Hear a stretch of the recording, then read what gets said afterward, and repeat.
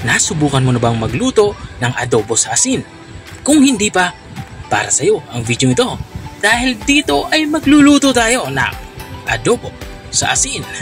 Simulan na natin ang ating pagluluto. Kumuha na nga ako dito ng kawali at pinainit ko to. At nang uminit na yung kawali ay lalagay na natin itong ating pork belly.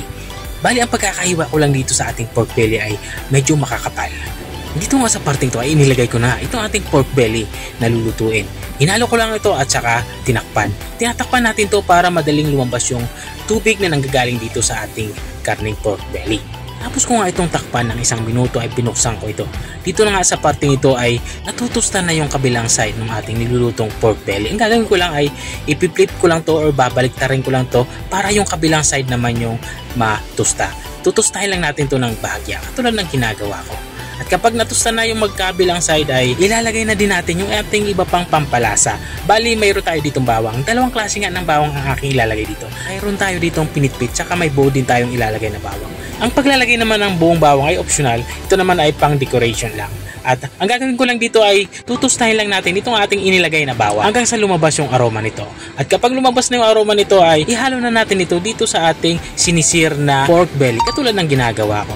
At kung nanonood ka pa rin hanggang dito sa parte ng aking video, ibig sabihin ay nag-e-enjoy ka. Baka pwede mo na may comment kung saan ka para alam ko kung hanggang saan umabot ang aking video. Balik tayo dito sa ating nilulutong ulam.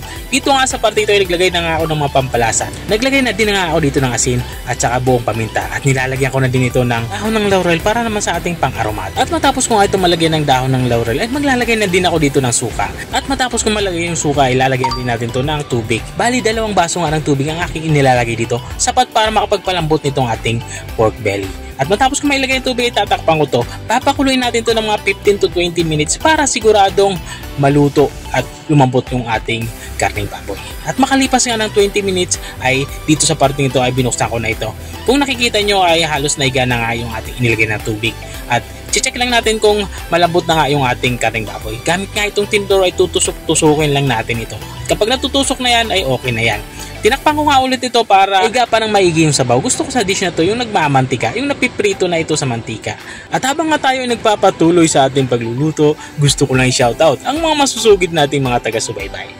Shoutout nga kay Mario Agustin ng Ilocos Sur. Shoutout din kay Sanchez Aileen ng Palawan at kay Merlin Ridao ng Purok 3. At maraming salamat din sa mga walang sawang nanonood at nakasubaybay dito sa aking channel. Balik na tayo dito sa ating nilulutong ulam. Dito nga tapos na tayo sa ating pagluluto. Ito na nga yung ating adobo sa asin. Kung nakarating ka hanggang dito sa dulo ng aking video, maraming salamat sa panunood. Kung nagustuhan mo naman to, baka pwede mo naman to i-share. O siya, kita-kita ulit sa mga susunod kong mga videos. Paalam! Bye-bye!